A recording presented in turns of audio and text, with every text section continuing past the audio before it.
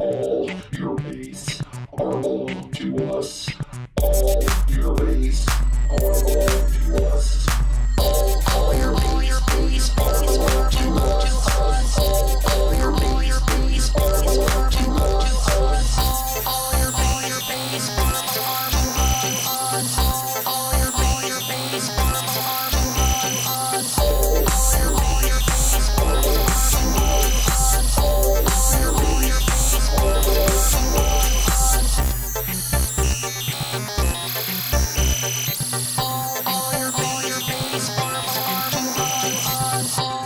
your base are belong What's up, kids? Caleb here for the Game Glyph. What's going on? We're going to talk about another game today, and yes, it's a Sega Genesis game, but this game never came out in North America. This game is more famous for the memes that came out of it than the actual game itself. That's right, we're talking about Zero Wing for the Sega Genesis. One of the strangest games I've ever seen, and the reason why it's so strange is because of the translation. Oh my gosh, this game is fun and weird. So let's take a look at it, and let's talk about the history of the game like we usually do, and we'll also talk about how the whole meme thing came about. This is one of the earliest examples of memes. Meme. So here it is, Zero Wing for the Sega Mega Drive. Check it out. Zero Wing was developed by Toplin, which was really more notable for other games such as Tiger Healy, and released in arcades in Japan, Europe, and North America in 1989. It was rebuilt and released on home consoles everywhere except America in 1992. The game is a scrolling shooter, not unlike Raiden or Thunder Force, and on the surface seems like nothing at all to write home about. Nothing special, you think? Sure. That is until it was ported and retranslated into English for Europe. The game actually received pretty good reviews for the most part. It wasn't really until the early 2000s until it was rediscovered that it was made infamous as a meme. The meme was originated in GIF form for the then popular Something Awful message forum, and thus mutated into legendary meme status from there. Probably the most popular iteration of the meme was created by DJ Jeffrey Ray Roberts in his remix of the opening theme, that which he titled Invasion of the Gabba Robots, which I'm going to show you a little sample of right here. All your base, all your base, don't belong to us. All your base, all your base, don't belong to us. All your base, all your base, don't belong to us. All your base, all your base, don't belong to us. All your base, all your base, don't belong to us. All your base,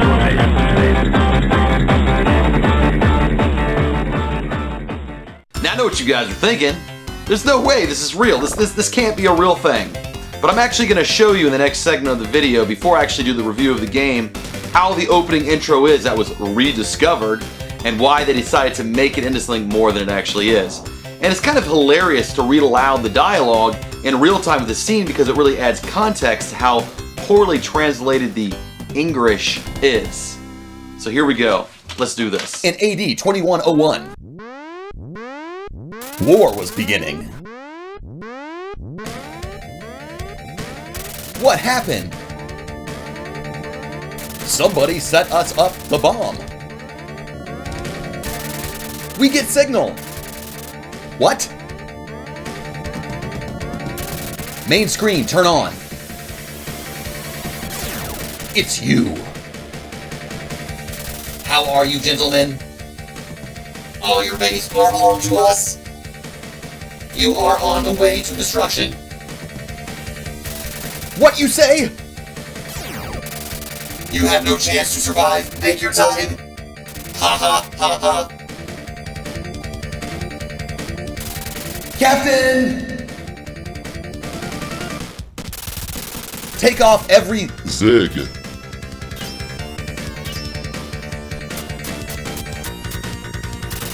You know what you doing. Move, Zig. For great justice. Now that is some bad translation, folks. Oh my gosh. That's real. I didn't alter that at all. Of course, I added my dialogue reading it out loud. But let's move on to the actual review segment of the video. Let's talk about the gameplay.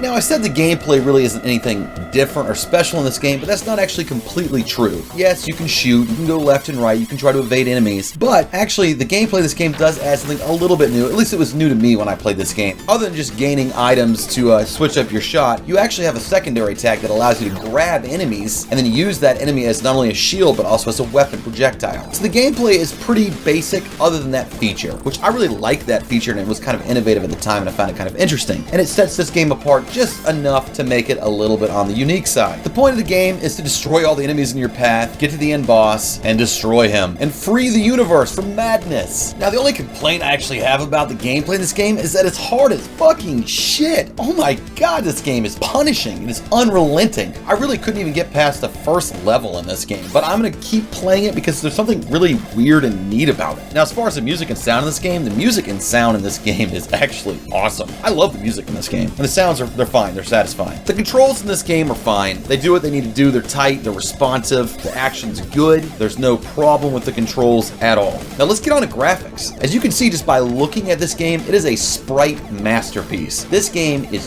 beautiful to look at. Lots of vibrant colors, lots of great big sprites, lots of large enemies, lots of on-screen things occurring at all times. Lots of fun stuff to look at. This game is beautiful. And I love those opening cutscenes where those sprites are. That looks great. I would love for somebody to like actually make an entire game that looked like that. Now, the funny thing about this review is the actual review segment of this is probably the shortest part of it. And usually at the end of my reviews, I kind of make a statement like, is this game worth playing now? Yes, this game is worth playing now. And I know it didn't come out in North America for the Sega Genesis, but it did come out for the Mega Drive. Now, what is available to people like us here in the States is a reproduction card. You can actually find reproduction cards to this game that come complete with a box and manual and everything, and they're really not that expensive. And I actually urge you to get this game. It is a very good game despite the poor translation in the beginning. Don't let that spoil the fun that you can have with this game, because it is actually a really fun little game if you like shooters. Again, this game is hard as crap and kind of turned me off the first few times I've played it, but since then, and even since I've done the footage that I've had to capture for this video, I've gone back and wanted to play it. I've thought about this game like, man, I really want to get somewhere in this game and see what's really in store. And there's a lot going on in this game, and it's a lot of fun. So guys, gals, everybody, check out Zero Wing on the Sega Genesis. It's definitely a fun game. I wouldn't say it's the greatest shooter on the Sega Genesis. I wouldn't say it's, in my top 10 games, but it's a cool, quirky little game that's totally a special piece of history and pop culture, as well as a good shooter for the Sega Genesis. So until next time, guys, I'll see you again. Thanks for watching my video. I really appreciate the subscribers, and I really love making these reviews, and I really love the YouTube community. So thank you so much, everybody, for watching my video, and I'll see you guys again soon.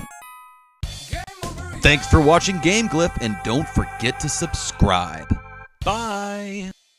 Wow, this doesn't resemble the helmet at all that Cats wears from Zero Wing, so let's go ahead and use it. You're on the path to destruction. Make your time. I will set you up a bomb. All your base are belong to us. All your base are belong to us.